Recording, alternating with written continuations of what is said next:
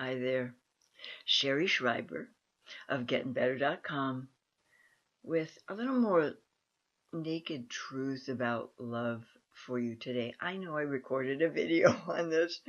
It's fairly lengthy.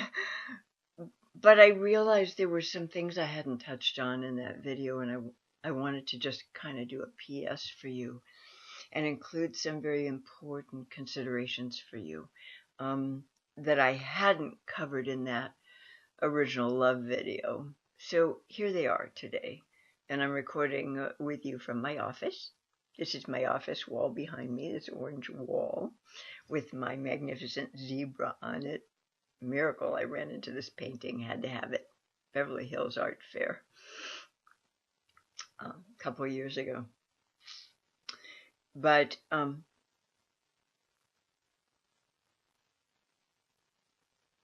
want to talk to you a little more about love today. Real love, true love, deep love, abiding love. Because most people are scared of it. They really are. So we settle for relationships with people we don't have to love a little too much. Some people had so much loss as children, kind of like I did when I was a kid, that loving is entwined a little bit with sorrow and pain. As I say in my other video, it doesn't make me want to back away from you. It doesn't make me want to shield myself from you. It doesn't make me want to pick fights every time I start feeling close with you. But I'm aware of that little bittersweet edge to real and deep loving for me. And I've learned to tolerate it and endure it. And this is something that borderline personalities have a great deal of difficulty with, at least in my experience.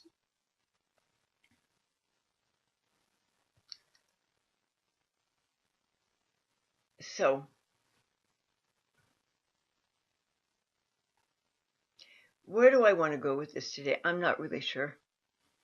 I'm probably going to get wildly tangential here today because, you know, my ADD tends to kick in, and I do that occasionally. Probably more than occasionally, truth be told. But I'm hoping that you can take this ride with me and gain something from this video today. That's what I'm really hoping for. So I think I want to start off with, we're all dying. Every single one of us. I'm dying, you're dying, we're all dying. Once you reach the point where you're not growing anymore physically, you're dying a little. Your cells start replicating at a slightly slower rate. You don't heal quite as fast in your 40s, 50s, and 60s as you did when you were a teenager or in your 20s and 30s, because your cells replication rate is slowing down. It's just the nature of life, I'm afraid. So years ago, I made up my mind to grab as much gusto as I could get while I was here. And that meant working toward opening myself up to real loving, because it's magnificent, it's thrilling, it's sensational, it's exhilarating, but not in the way you might be used to. When you meet someone and you feel that certain exhilaration and fascination and trip to the moon on gossamer wings kind of feeling, that ultimately turns out to be just one of those things, as the song goes. So, I realized, by the way, with my zebra painting behind me, I'm kind of covering up his fanny. Wait a minute, here you go. So I look a little bit like a zebra's ass right now, perhaps. But so be it. Love, real loving. When you start to recognize that life is finite, not one of us gets out of this life alive. We all die.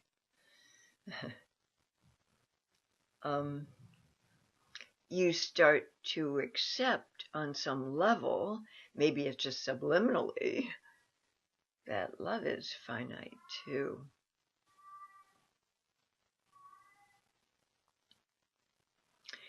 And maybe, just maybe, that helps us recognize how really very precious it is, because it's fleeting.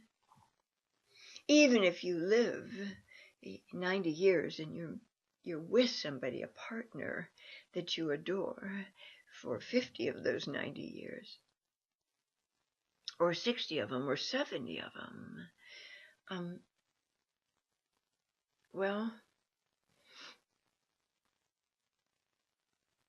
if they die first, you're going to feel some major devastation and loss and pain without them. What do you think? Old couples, aged couples that are together for so many years, and they have a loving, warm, nourishing partnership together. Why do you think that when one dies, the other one follows them right into the grave? I mean, like a week later or something, or a month later. They just don't want to be without their partner. That person has been such a huge, big part of their everyday existence that they just don't want to be without them. They had a love that was real and lasting and deep and magnificent.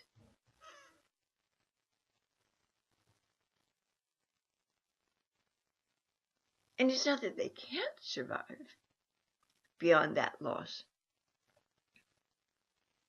It's that they feel ready to cash in their chips. They lived a good life.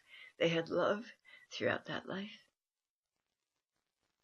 It was a mutually respecting, adoring relationship for all those years.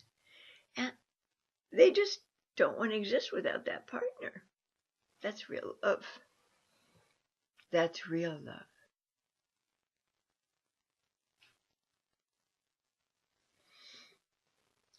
We change as humans as we grow. We change in a lot of different ways. Most of the time we're unaware of those changes as we go along.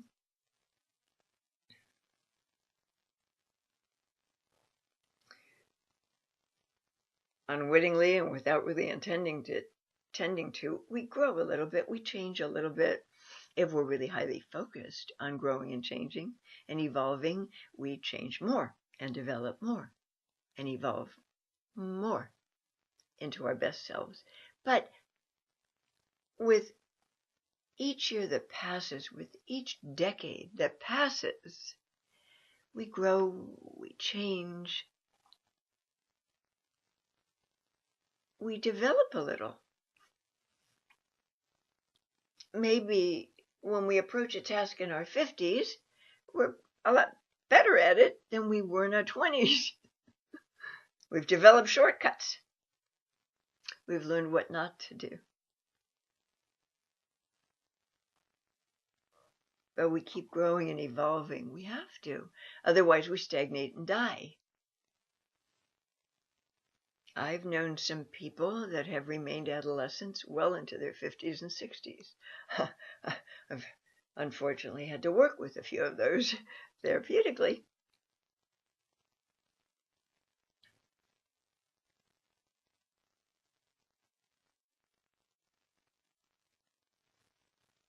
I've had a few friends that didn't develop a whole lot during their life journey. They remained young souls.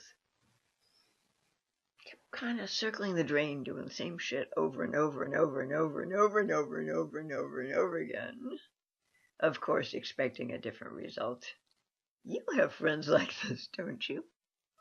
I mean, don't you?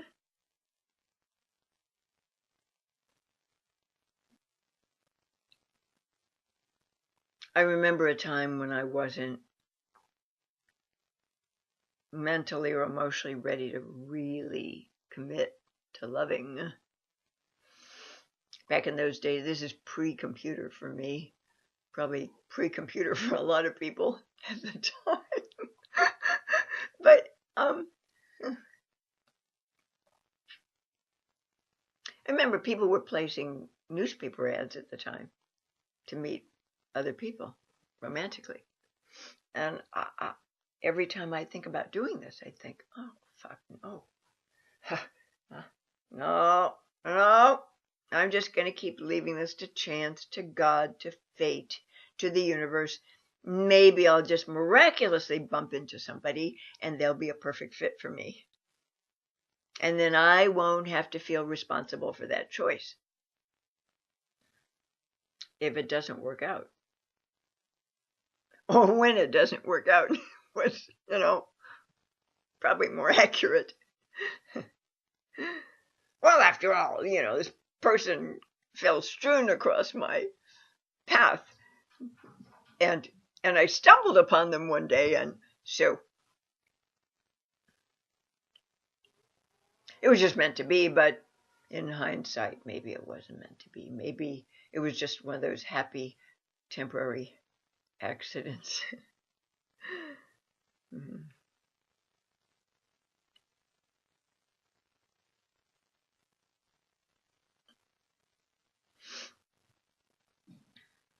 So I remember very clearly when I decided to place one of those newspaper ads. I went Schreiber, because I never call myself Sherry. I just don't. I don't really connect with that word. It's a nice little name, but it's never really felt like a fit for me.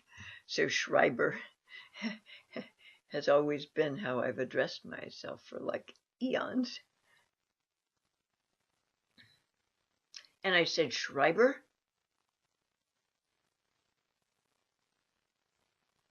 I think we're ready to maybe step into this real loving now. I remember this clearly. I was going through my master's program, working toward getting my psychology degree in counseling. And school just, I don't know, it added one tiny little missing piece, I think, to my self-esteem back in those days. My self-esteem was pretty healthy, but this was like a little missing piece.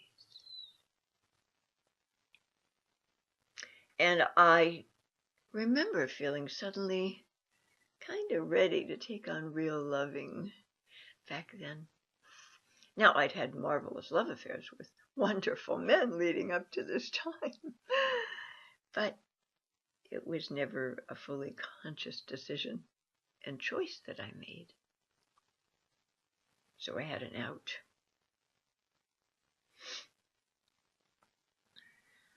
Maybe you can relate to this, maybe you can't.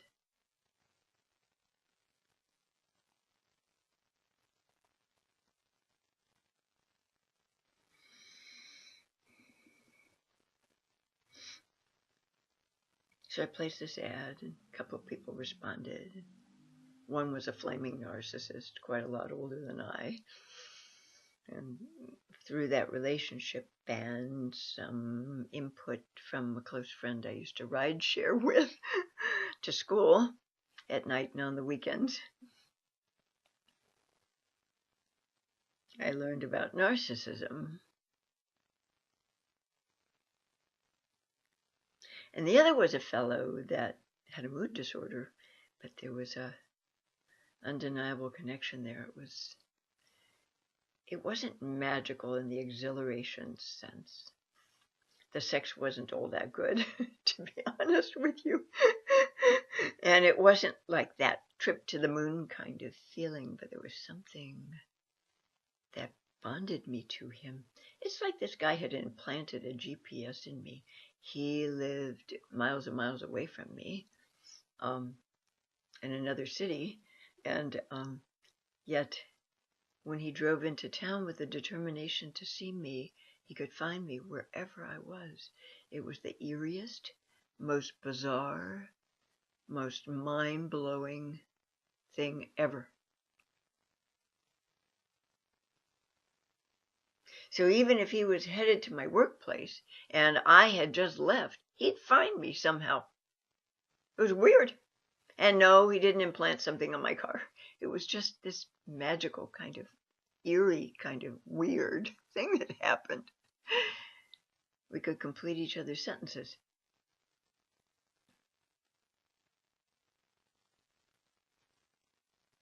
It seemed at times we were of one mind. Now and then he'd ask me a question and I would reply to him, but what was coming out my mouth wasn't scripted by me. It wasn't going through my brain first. It was as if it was being channeled through me to him. Eerie, bizarre. But those moments when I was talking with him and replying to him and these questions he posed to me, I was in my bliss. Never felt anything like that before, ever. Never felt anything like that. What was that? What the hell was that? But in that bliss zone, in those moments of time during those episodes with him, I felt complete. I felt like if I died in that moment, I'd be okay with that. I felt totally embraced by the arms of God, and I felt safe, and I felt complete, and I didn't feel unfinished. I didn't feel, well, there's so much more to do. I felt bliss. So that was the hook for me. With him, it was just these magical, weird things that were happening, and I couldn't turn away from it. Now, in hindsight, after he dropped me on my head,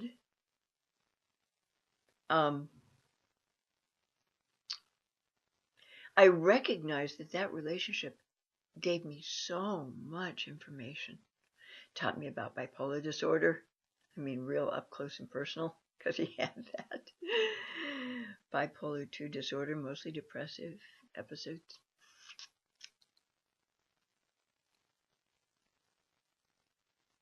Taught me about insecurity. Taught me about recovery from alcohol, because he was a recovering addict. Gave me so much fodder for several of my online articles. Really, it did. That relationship just kind of fleshed me out and gave me a lot more information than I had going into it.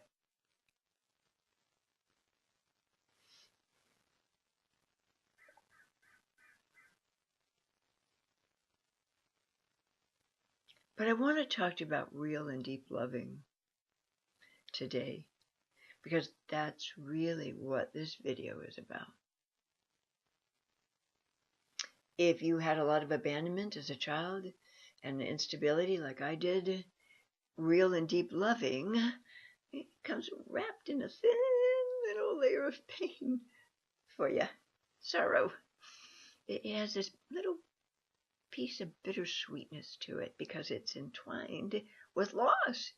Loss, what is inevitable for me as a child, with the people with whom I attached. So there's always a little of that there. Again, doesn't make me want to push away, doesn't scare me. Doesn't make me start thinking, how long will you be here with me? When are you going to die on me and leave me? Like my childhood had sort of programmed me for. But I hang out with it, I tolerate it. And I let these guys in on, listen, I may start crying spontaneously and weeping when I feel really close to you. You don't have to fix it. You don't have to do anything with it. I want you to understand what it is. It's tears of joy that I'm feeling so welded to you, so bonded to you, but it comes wrapped in a little tiny bit of pain, because I always experienced loss with loving as a child. Which leads me to the very real fact that so many humans associate painful sensations of longing and yearning with love.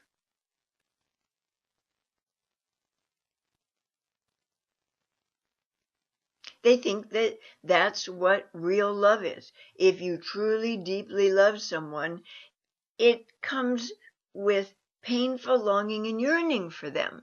But how can you painfully long and yearn for someone who's actually present and available to you? How can you do that? So if you are painfully longing and yearning for somebody, it means they're a little out of reach to you. It means you can't get enough of them. It means that your connection with them feels elusive to you. Sometimes they're here, sometimes they're not. Sometimes they're responsive to you, sometimes they're warm and loving to you, sometimes they want to fuck your little ears off, and other times they reject you. They abandon you.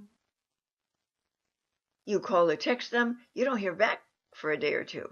What the fuck? And this, of course, activates this deep, painful longing and yearning, and it also activates a lot of insecurity in us because we think, God, if I really mattered to this person, wouldn't they get right back to me? Wouldn't they be carrying me with them even when there's a little separation between us?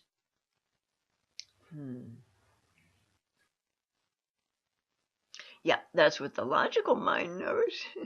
But the emotional mind, your right brain, your right brain functions, remember?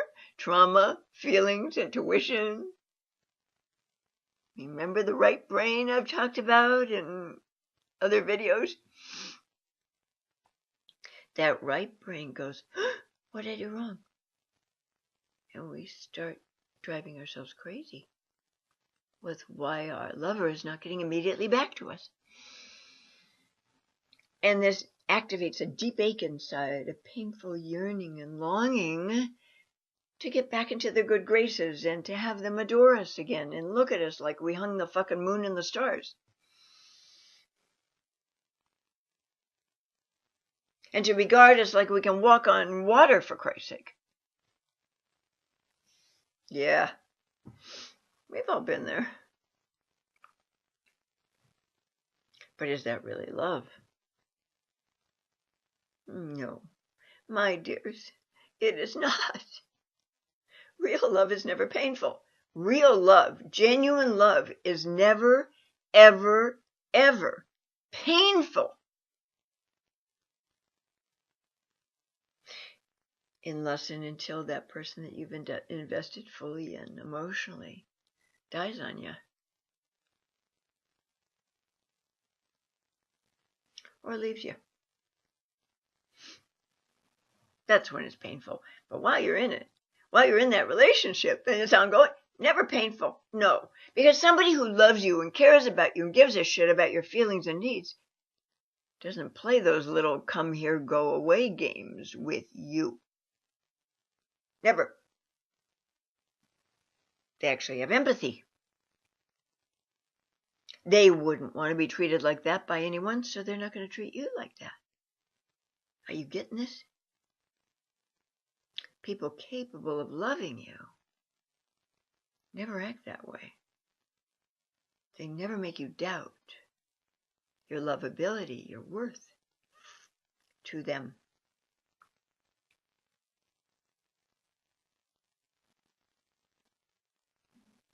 So real love, genuine love, not the stuff they write about in country western songs, okay?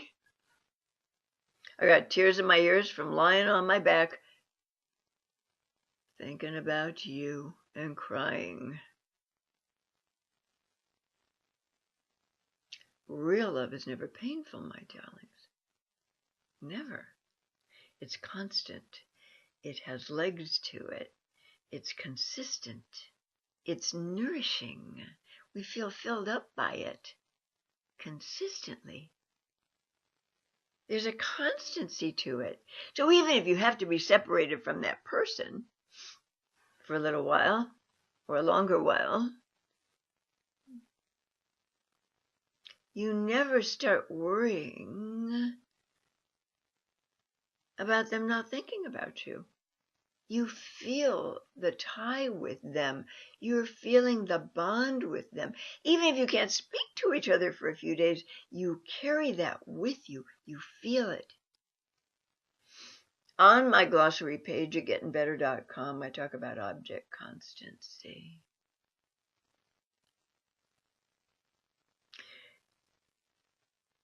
And this is one of those little tiny things that I actually learned in school. I didn't learn all that much in school when I went back and stuck my toes in academic waters at 41 to see if I could stand being there, first of all, because with my ADD stuff, I mean, who knows who I could have been.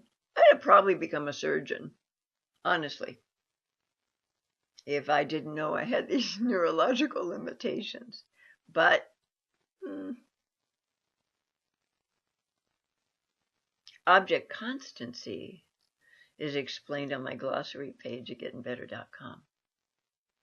Go toward the bottom of the articles page and you'll find my glossary. And what it means is up to a certain age of an infant's development, he or she always believes that when the mommy leaves them, puts them down for a nap and leaves the room, she's never coming back. Never. She's left us alone. We've spent 9 months cooking in her womb, and we felt bonded to her. We fell in love with her. We felt safe and protected in there. We heard her constant heartbeat. It lulled us to sleep lots of times. We heard her breathing. It lulled us to sleep, the rhythmic nature of her breathing. We heard her voice. We became extremely familiar with her language style, the cadence of her speech, the way she enunciated her words. I sound exactly like my mother, the way I speak, the way I form my words. You say all, I say all, like my mother did. Okay. We co-experience her emotional states. Every time she has a feeling, we feel it too. There's this permeable membrane between us, which you'll read about perhaps on my site in my article, Do You Love to Be Needed or Need to Be Loved? And also maybe in my borderline personality client article. You'll read about this in utero bonding process. So when we're left in a lovely, beautifully painted and decorated nursery to sleep, right after we come home from the hospital, when we're finally out of our mother's womb, it's a major trauma to us. And if we're not completely held by her and carried by her, and like women in third world countries raise healthier babies. Why? Because they're picking vegetables or cotton in the fields, and they have that baby with them at all times. That baby's in a little swaddling wrapped around the woman's neck, and that baby's on her back constantly. There's constant contact with the mother.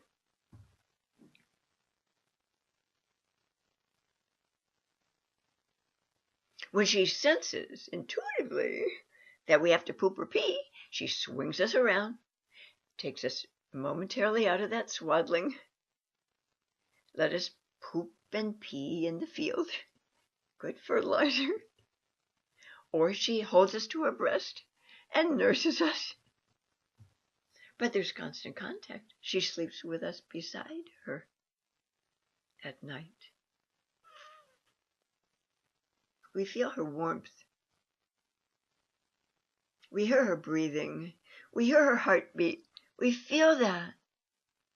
Still, I'm convinced that sudden infant death is strictly due to feeling abandoned when we're newborns. I'm convinced of it. I don't know, nothing else makes sense. Nobody's ever come up with a medical reason for it. Maybe it's really just broken heart syndrome.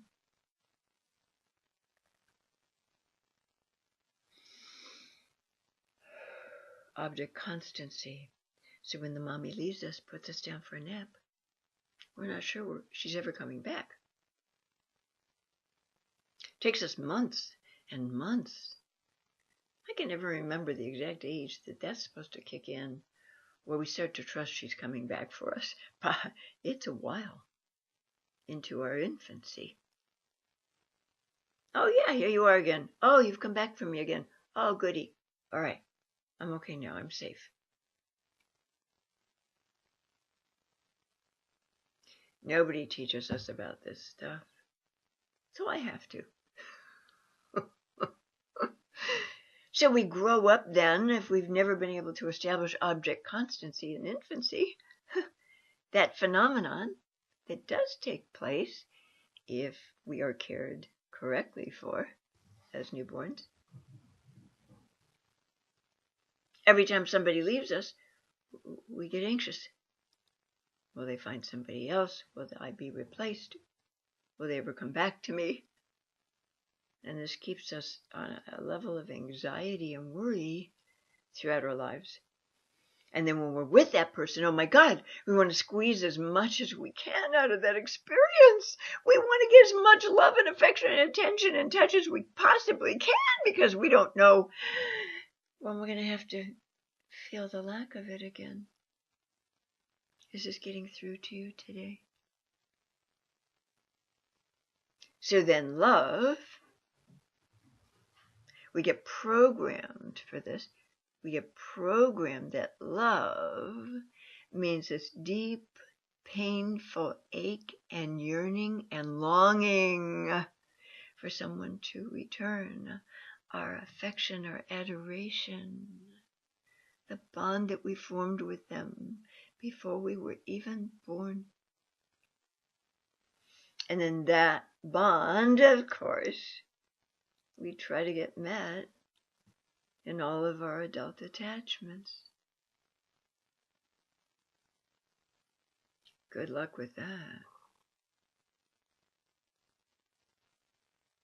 Because if you didn't get a chance to really know what solid loving and adoration for you felt like when you were a baby and throughout your childhood, you won't be able to recognize it or feel like when you get it as an adult, that feels comfortable and normal to you.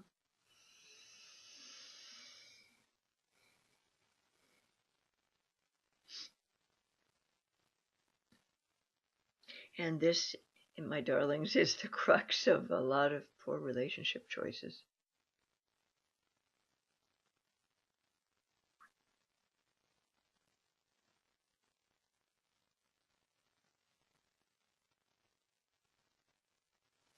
So again, as I said in my other love video, if we can't learn to really fully accept and like and admire and respect ourselves, if we can't form that relational bond that's sturdy and loving and nourishing with ourselves, how will we be able to recognize another's capacity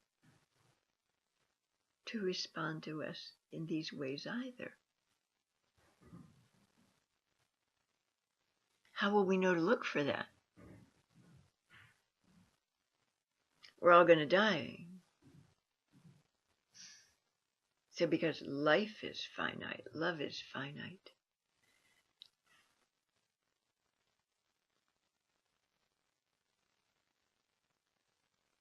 So if you have the good fortune to really grow in love with someone, not fall in love is out of control feelings. We all want it. We all want that out of control, exhilarated feeling when we fall in love, right? But don't we spend the rest of our days in that relationship trying to rebalance and feel in control again? How does this make sense? Grow in love, my darlings. Grow in love. Love takes serious time to establish, to develop, to cement. It takes serious time with somebody. If you're in midlife and you meet somebody, it's going to take you a good 2 to 3 years to really get to know that person you're sleeping with. It is. I kid you not. If you're 20, 18, 15, well, you don't have as much life experience under your belt, so it's not going to take you as long to get to know somebody.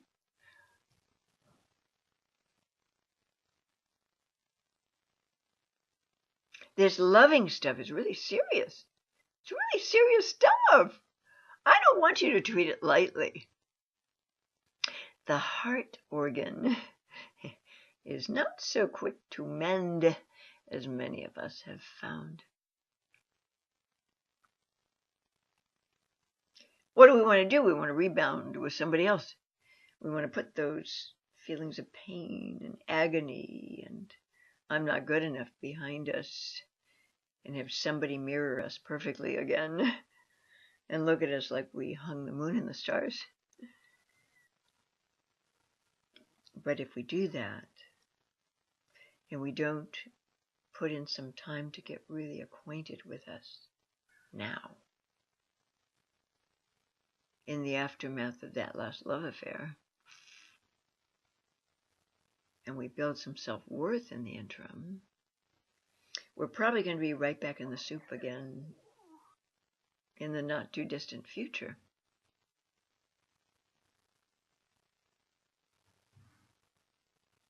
Real love, deep love, can bring up tears of joy for you. Happens to me. What's wrong with that? Maybe it's entwined with a little bit of loss. Maybe that's all we knew about when we were young. Was it loving meant loss? But if you have the exceptional courage to grow and to heal with the help of somebody who knows how to get you there,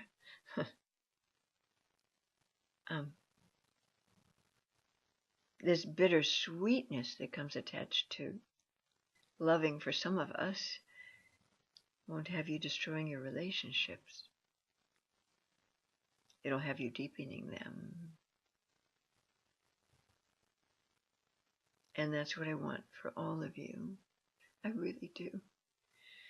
Because, boy, it's really marvelous to love and be loved.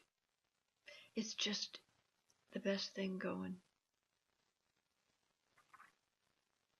When it's genuine and when it has legs to it and when it can last because you've done your homework and really vetted that person and gotten to see them in all kinds of situations and circumstances and not turned a blind eye when they act a little crazy. You've paid attention to those red flags and you've said, you know, I really like you. And you seem like a terrific guy or gal. But I'm not really feeling safe in exploring this further. I'm not feeling like this is a really good fit for me. Something just feels off here. I don't know what it is. I can't label it. But something feels off here to me. And that's my warning sign that I shouldn't really explore this relationship further with you.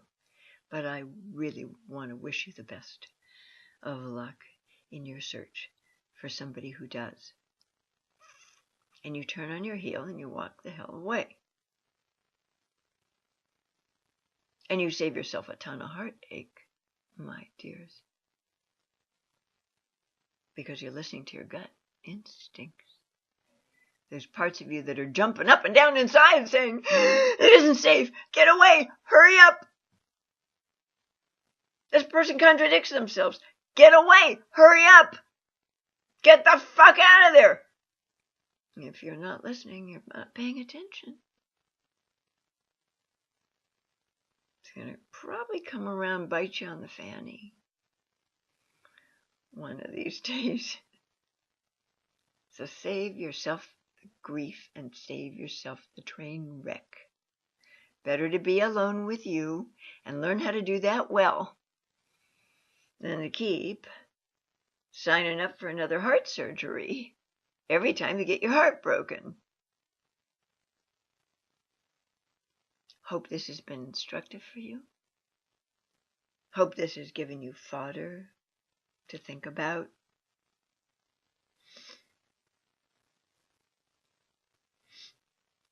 Hope this helps you think differently about life and love.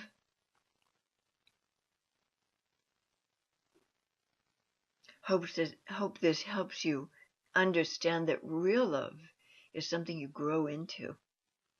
It's not something you fall into. No, you grow in love. That's the stuff that has legs to it. That's the stuff that can be lasting for you. And all the while, you're keeping your little antenna circling, picking up on all the data, okay? Not ignoring any of it. That's what I did as a young woman. I just somehow knew how to do that.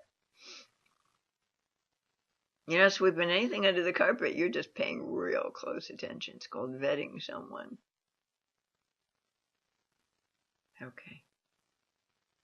Now I feel complete on this topic. Take good care of you first.